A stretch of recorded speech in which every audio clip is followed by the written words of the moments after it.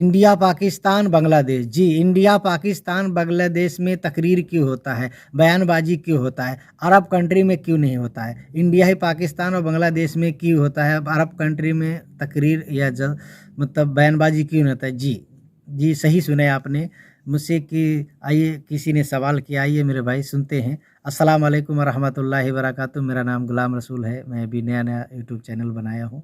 तो लाइक करिए, सब्सक्राइब करिए और कमेंट करिए।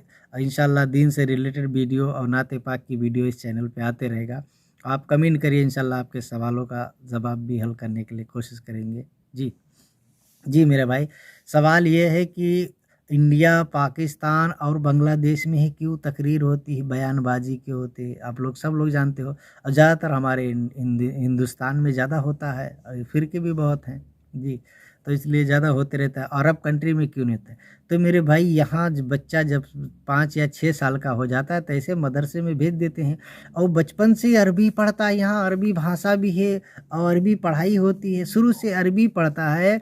तो यहाँ 10 साल के बच्चे से भी आप रोज़ा नमाज, सूरह फातिहा या जो भी सूरत नमाज में पढ़ी जाती छोटी-छोटी सूरतें हैं, जो उससे पूछ लो तो बता देता है। मैं भी यहाँ मेरे पास भी कई बच्चे आते हैं, मैं उनसे पूछता हूँ, बताते हैं।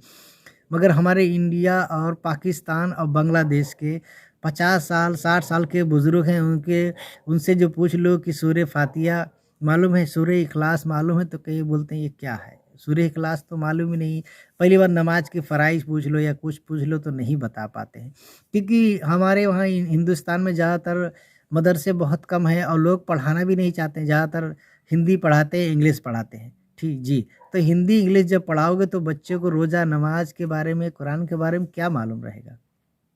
तो अरब कंट्री में बचपन से ही अरबी पढ़ाए जाते हैं, अरबी भाषा है, तो वहाँ बयानबाज़ी करने की ज़रूरत ही नहीं, क्योंकि वहाँ अरबी मातृभाषा है, अरबी पढ़ाई होती है, अरबी होती है, इंग्लिश होती है, तो वहाँ बयानबाज़ी करने की ज़रूरत ही क्या है? फिर भी हमारे हिंदुस्तान में या पाकिस्तान में या ये बांग्लादेश में अच्छे-अच्छे तकरीरें होती हैं, जलसे होते हैं, मुशायरे भी होते हैं और इज्तिमा भी होते हैं, फिर भी लोग जाते भी हैं तो उस पर अमल भी नहीं कर पाते कि जो भी वहाँ सुने हम अमल कर लें, नहीं कर पाते क्योंकि वो नमाज ही नहीं पढ़ते हैं तो अमल कैसे कर पाएँगे?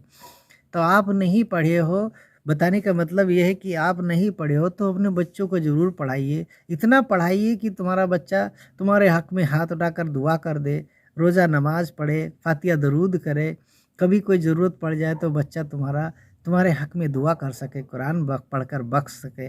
मगर हम पढ़ाते नहीं, इंग्लिश हिंदी पढ़ाते हैं, मदरसा भेजते नहीं हैं, मदरसा भी है भी कहीं पर है तो दूर है और कहीं है तो कोई प प प मौलाना रखते हैं, यहाँ पे ही रहते हैं, उसकी तनख्वाह ही नहीं दे पाते तो बेचारा चला जाता है, क्या करे भाई, उसका भी पेट पालना है उसका। तो बच्चे जो थोड़ा बहुत पढ़ना चालू करते हैं महीना भर, डेढ़ महीना, अब तनख्वाह ही नहीं दे पाओगे तो भाई वो जाएगा, ज़ाहिर-सी बात है। फिर बच्चे बैठ जाते हैं, फिर वो दूर मदरसा है, भेजते नहीं कि डर दुनिया में है, कहाँ भेजेंगे, बच्चा हमारा छोटा है, कैसे भेज पाएँगे? अब ट्यूशन आजकल पढ़ाई कम होती है, ट्यूशन को फ़ीस भी नहीं दे पाते, जब हम मदरसे की फ़ीस नहीं दे पाते हैं, 200 रुपया तो ट्यूशन में कहाँ दे पाएँगे भाई? तो इसीलिए क्या अपने इंडिया, पाकिस्तान में, हिंदुस्तान, बांग्लादेश में क्या होता है, बहुत से मैं वीडियो देखता हूँ, मैं भी, आप लोग भी देखते होंगे, तो 50, 60 या 60 साल के कोई सवाल करता है, तकरीर मिलाद होता है, इसीलिए होता है कि आप लोग मतलब सीखो, जानो, नहीं पढ़े हो तो मतलब सीख कर अमल करो। अल्हम्दुलिल्लाह बहुत से लोग अमल भी करते हैं और कभी हम उलमा से कॉन्टेक्ट भी नहीं रखते, ना उलमा के पास बैठते हैं, ना कभी उनसे दीन की बातें सीखते हैं। हाँ, जब ज़रूरत पड़ती है तब याद करते हैं, मिलाद करना है, दरूद फातिहा करना है, कुर्बानी नियाज़ करना है, तभी हम हाफ़िज़ उलमा को याद करते हैं बीच में, हम उनको कभी उनके पास बैठते नहीं हैं। जो देख लेते तो हम क्या करेंगे, रास्ता काट देंगे कि अरे कहीं अभी पकड़ ना ले मौलवी साहब और कुछ बताने लग जाएँ, तो इससे अच्छा है आप साइड में से निकल जाओ। तो वो भी समझ जाता है कि ये मेरे फंदे में नहीं आने वाला है, ये जा रहा है, तो वो भी नहीं कोशिश करता कि आजकल सब मर्ज़ी का ज़माना है, सेकुलर ज़माना है, कोई किसी की सुनता नहीं है।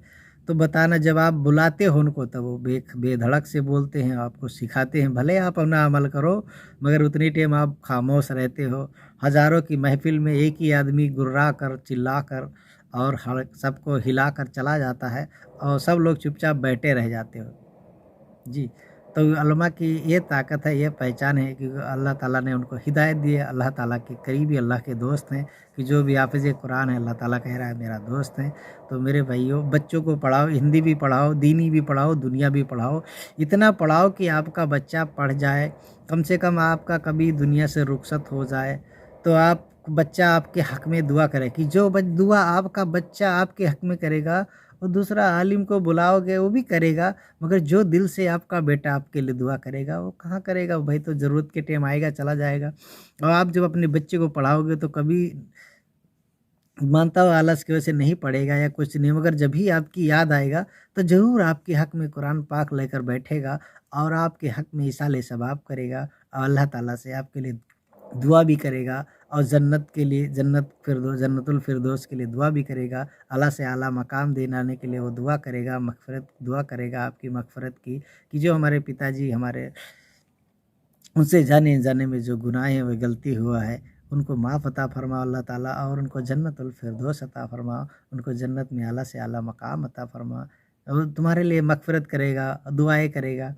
और जब पढ़ाओगे नहीं तो बच्चा क्या करेगा? कोई भाई पढ़ा ही नहीं तो क्या आपके भाई 1 दिन 2 दिन हाफ़िज़ को बुलाएगा, 4 दिन 5 दिन तक, वो कहाँ तक बुलाएगा? वो 2-4 दिन रोएगा, बाद में भूल जाएगा, कुछ नहीं कर पाएगा आपके लिए, क्योंकि आपने उसके लिए किया ही क्या है?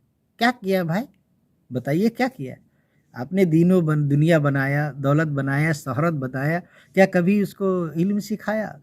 तो जब इल्म नहीं सिखाओगे तो बच्चा आपके लिए क्या कर सकता है? कुछ नहीं करेगा, क्यों?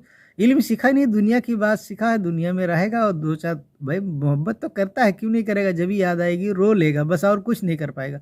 जब उसको मालूम ही नहीं कि मैं किस तरह दुआ करूँ, किस तरह मैं अपने माँ-बाप को बख्शूँ, किस तरह उनके सामने इसाले सवाब करूँ, तो वो करेगा नहीं और किसी से पूछने भी नहीं जाएगा, कि उसको शर्म महसूस होएगा। मैं किसी हाफ़िज़ या मौलवी के पास नहीं जाएगा पूछने, कि उसको ज़बान हो गया, उसको खुद मैं हाफ़िज़ मौलवी के पास जाओगे, कोई भी इंसान पहुँच जाए 50 साल का बुज़ुर्ग भी, तो ये नहीं पूछेगा आपको कि आप पढ़े नहीं हो क्या?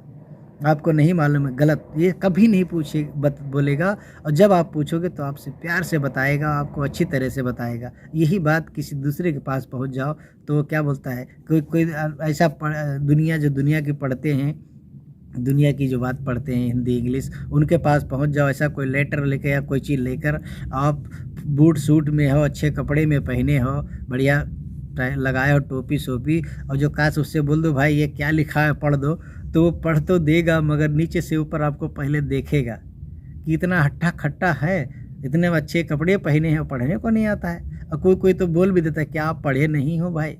तो ऐसा होता है, कभी बैंक कोई ज़रूरत पड़ता है तो अपने को शर्म महसूस होता है कि मैं इनके पास क्या जाऊँ। तो मेरे भाई, कहने का मतलब ये है कि अपने बच्चों को ज़रूर पढ़ाइए, इतना पढ़ाइए कि बच्चा दुनिया भी पढ़ाइए और दीन भी पढ़ाइए, दुनिया भी पढ़ाइए। अल्लाह ताला कह रहा है उक़बा भी बनाओ, दुनिया भी बनाओ और उक़बा भी बनाओ, कुरान का फरमान है तुम इसको निभाओ। सुभान अल्लाह जी, अल्लाह ताला कुरान का फरमान है तुम इसको भी निभाओ। तो कुरान भी पढ़ाओ, इंग्लिश भी पढ़ाओ, हिंदी भी पढ़ाओ, कि अपने इंडिया के अंदर, हिंदुस्तान के अंदर बहुत भाषाएं हैं। जैसे गांव में निकलेंगे, अभी से बम्बई चले गए तो मराठी भाषा अलग हो गया, बिहार चले गए तो बिहारी यूपी का तो एक ही भाषा है, हिंदी भाषा है। अब मध्य प्रदेश में चले गए तो केरला में चला गया अलग भाषा, गुजराती में गुजरात अलग भाषा। तो अपने पास लिखने का जो होता है ना, बहुत अलग अलग है। मातृभाषा अपना हिंदी है, मगर हिंदी सबको नहीं आता है। हिंदी खाली इंडिया में यूपी उत्तर प्रदेश में धीरे धीरे चलता है। बाकी जैसे जैसे राज्य में जाओगे वहाँ का लिखाई पढ़ाई सब अलग रहता है। तो इंग्लिश ही एक ऐसा है, इंग्लिश वर्ड है, तो हर जगह आजकल इंग्लिश ज़्यादा चलता है, तो इंग्लिश भी पढ़ाइए और अरबी भी पढ़ाइए। बहुत से मदरसे हैं आजकल, मेरे ख्याल है जहाँ तक हर मदरसे में इंग्लिश पढ़ाया जा रहा है, हर मदरसे में जी। हिंदी भी पढ़ाया जा रहा है, आजकल शासन भी तगड़ी है और सब पढ़ाने की कोशिश कर रहे हैं। तो मदरसे में पढ़ाइए ना भाई, हिंदी भी पढ़ाइए, उर्दू भी पढ़ाइए, इंग्लिश भी पढ़ाइए। और कम पैसा भी लगता है आपका, बस मकसद थोड़ा सा पैसा देना पड़ता है महीने में, आपका बच्चा भी सेफ रहता है, खाना पानी सब वही मिलता है। कब महीने 15 दिन में जाइए, मुलाकात करिए। और हर एक, मेरा जहाँ तक मानना, हर एक मदरसे में आजकल ये हिंदी इंग्लिश अरबी पढ़ाई होता है, मगर हम भेजना नहीं चाहते हैं। हम कहीं नज़दीक में लिखवा देते हैं, इंग्लिश या मीडियम में या हिंदी मीडियम में, उसी में पढ़ते रहता है। जब बच्चा बड़ा हो गया तो उसको भेजोगे तो नहीं जाएगा। तो मेरे भाई, इंशाअल्लाह जो भी मेरी वीडियो देख रहा है, अल्लाह ताला सबको तौफ़ीक दे और अपने बच्चों को ज़रूर कुरान पढ़ाइए। अल्लाह ताला सबको तौफ़ीक दे। आमीन सुम्मा आमीन। कमेंट करिए कि मेरी बातें अच्छी लगी आपको कि नहीं अच्छी लगी। जी, कमेंट करोगे तो मालूम पड़ेगा कि आप मेरी वीडियो देखे हो कि नहीं देखे हो, पूरी वीडियो सुनी हो कि नहीं। जी, इंशाअल्लाह फिर ऐसे वीडियो आते रहेगा, आप लोग हमको सपोर्ट करिए, इंशाअल्लाह आप तक अच्छी-अच्छी बातें पहुँचाते रहेंगे। बाकी जो कहने में गलती हो तो अल्लाह ताला मुझे माफ़ करे। आप लोग से भी मतलब माज़रत चाहता हूँ। अस्सलाम वालेकुम व रहमतुल्लाहि व बरकातहू।